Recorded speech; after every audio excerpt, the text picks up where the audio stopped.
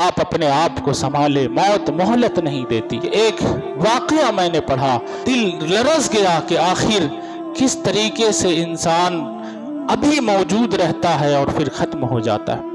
ایک انسان تھا، یہی اسی دھرتی پر ایک دیش ہے، ایک ملک ہے جس کا نام دبئی ہے۔ دبئی میں آپ سب جانتے ہیں بڑی بڑی عمارتیں ہوتی ہیں، بڑے بڑے گھر، 50 تلہ 60 تلہ، یہاں 2 3 4 5، وہاں بڑی بڑی منزلیں اور کام ہوتا رہتا ہے۔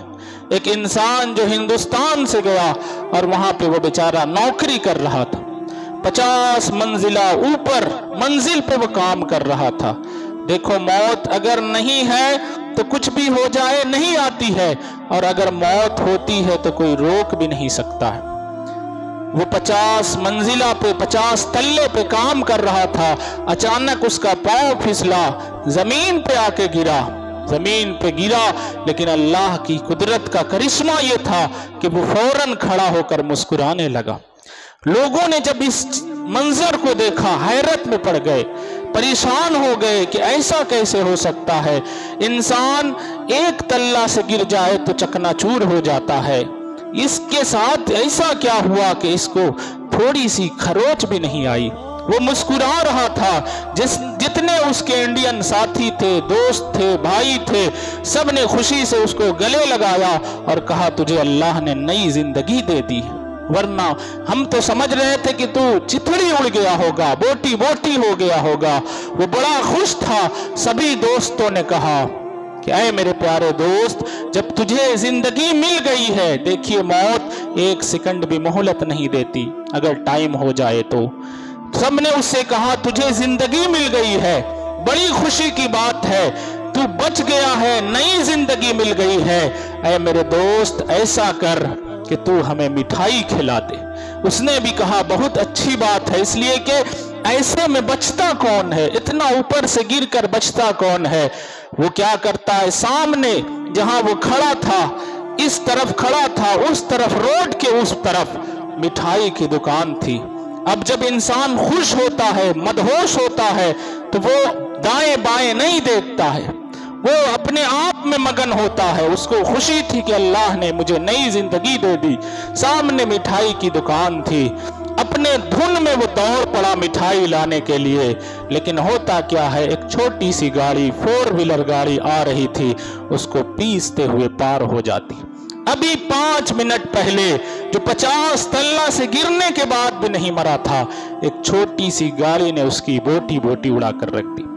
یہ موت ہے۔ ابھی لوگ خوش ہو رہے تھے، ابھی اس سے گلے مل رہے تھے، ابھی مسکرا رہے تھے، لیکن ہوا کیا، اس کے ساتھ پیس دیا گیا۔ اس کو خود خبر نہیں ہوگی کہ میں مٹھائی لانے جا رہا ہوں، ابھی دوستوں کو کھلاؤں گا، کیا میں مار دیا جاؤں گا، کیا میں پیس دیا جاؤں گا۔ یہی زندگی کی حقیقت ہے۔ دنیا ایک دھوکہ ہے۔ ہم سب کچھ جمع کر رہے نا، سب کچھ جمع کر رہے اپنے لیے، گھر، دولت، پیسہ، لیکن جب قبر میں جائیں گے پتہ چلے گا کچھ نہیں میرے ساتھ جا رہا۔ یہی تو آپ کے ساتھ دھوکہ ہے، اور جو جانے والا ہے اس کی ہم تیاری ہی نہیں کر رہے۔ انسان دنیا کو بہت کچھ سمجھ رہا ہے، لیکن اللہ فرماتا ہے کہ دنیا ایک دھوکہ ہے، دنیا ایک دھوکہ ہے۔ اس لیے کوشش کرو۔ بڑے افسوس کی بات ہے، آج کسی رشتہ دار کے گھر سے صرف ایک کارڈ آ جاتا ہے، بندہ دوڑتا ہوا اس کے یہاں دعوت میں چلا جاتا ہے۔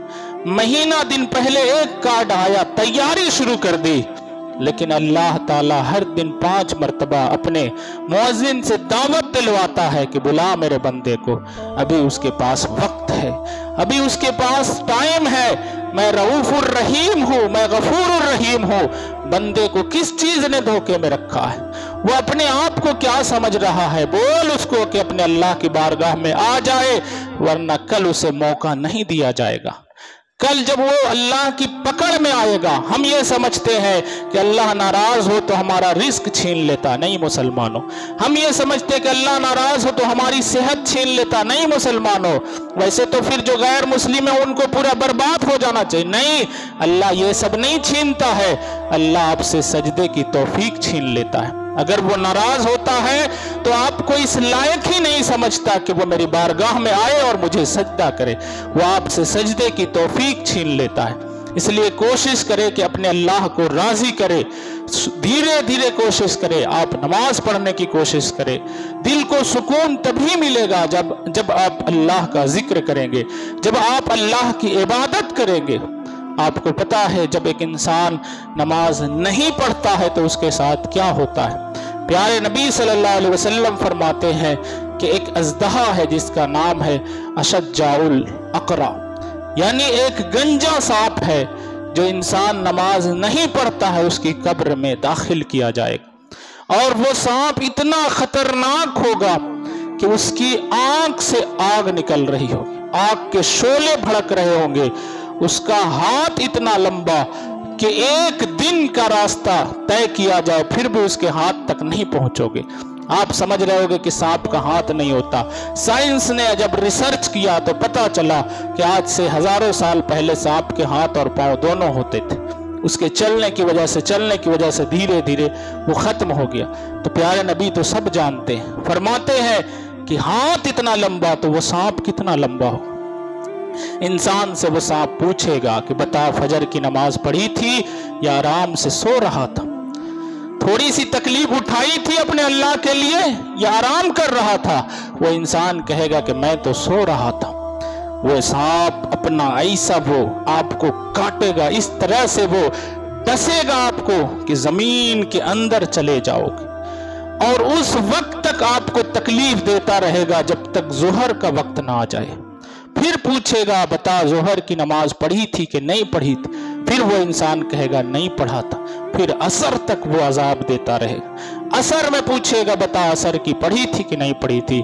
اگر کہے گا نہیں پڑھا تھا تو پھر مغرب تک، مغرب میں بھی، یعنی جب وہ انسان بولتا رہے گا کہ نہیں پڑھا تھا، وہ انسان اس کو تکلیف دیتا رہے گا۔